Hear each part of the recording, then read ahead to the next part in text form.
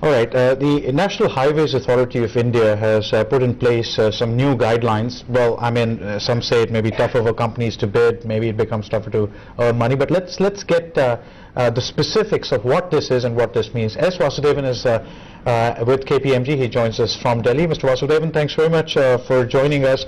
Could you give us the 2 or 3 key highlights of what the NHAI is saying? And what could that mean for those bidding for contracts and perhaps those bidding for BOTs if it affects both? Right. Now, a couple of key changes which have come about from the earlier bidding guidelines. One is, of course, this most important concern about restriction on the number of pre-qualified applicants who were eligible to bid for projects has been lifted. Earlier we had a situation where only the top 5 or 6 applicants meeting certain pre-specified technical and financial threshold criteria in the qualification process were shortlisted for the bid stage, but that has completely gone now, which effectively means that anybody who meets the threshold criteria will be eligible to bid. So that automatically widens the net in terms of potential bidders for the projects. Secondly, was also a big concern about having foreign equity participation in some of these projects because of the large funding requirement, and the exit policy for shareholders, that is bidders who either bid as single entities or as a consortium, has also been done away with after the second anniversary from the commercial operations date.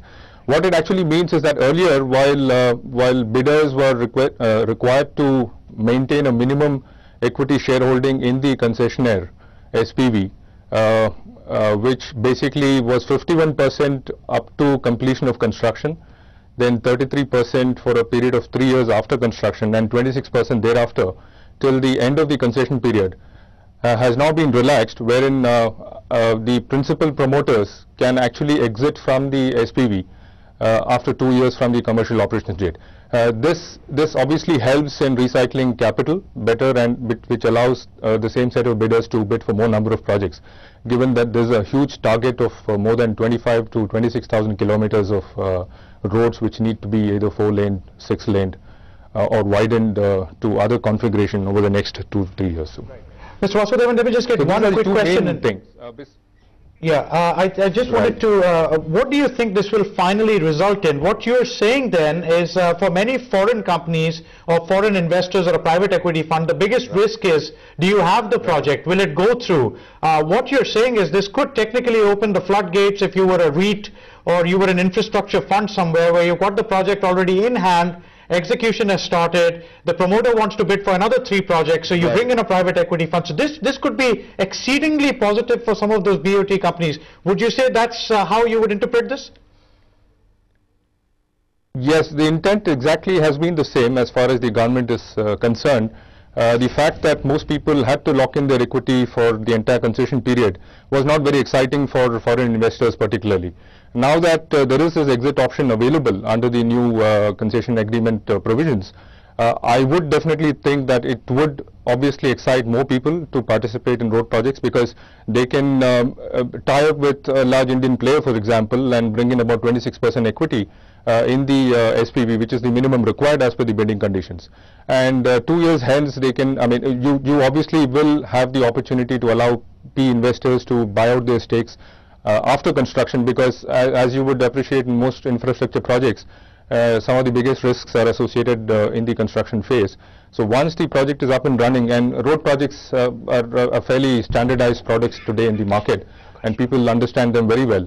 2 years down construction, I think many people would be willing to bring in their equity in the through private equity funds and so on and so forth. So right. Mr. Vasudevan, one last question. You also mentioned that if you meet the threshold, you can get into trying to bid. Could that also mean that for some of the smaller players who are very eager to take up the business, the bid amounts could actually come down, and the margins could get under pressure, as many more people can bid than the usual 4 or 5 who have this privileged position to take the bid? That's true. Yeah, you did have seasoned players like GMR Infrastructure, IVRCL or IRB, ILFS, and some of the others of their ilk who were essentially successful bidders in most projects. But as you rightly mentioned, it does throw open the floodgates in terms of allowing smaller contractors to also participate in the road development program, which in some sense is now essential, because I don't think even companies with the kind of technical and financial capacity like GMR or IVRCL will be able to meet the government's targets of executing road projects in the next 2 to 3 years, where the Honorable Minister has repeatedly said that he is looking at a target of 20 kilometers per day. Right now the average is at about 6 or 7, so that means a quantum jump in the next 3 years. So while the government is doing its bit to expedite project awards and reduce the bidding timelines, it will be a huge ask from established players in actually delivering projects on ground.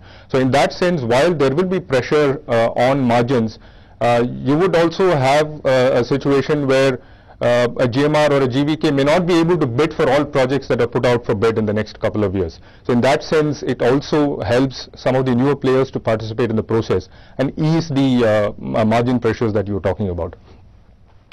Mr. Vasudevan, thanks very much for joining us and giving us that quick perspective on new norms by the NHAI. And that's pretty much all the time from Tanveer, me and the entire team here. Thank you for staying with us on Place Your Bets. We hope you continue to stay. But much more coming up, including some key corporate guests, new players getting into the telecom sector. You can catch that right after this.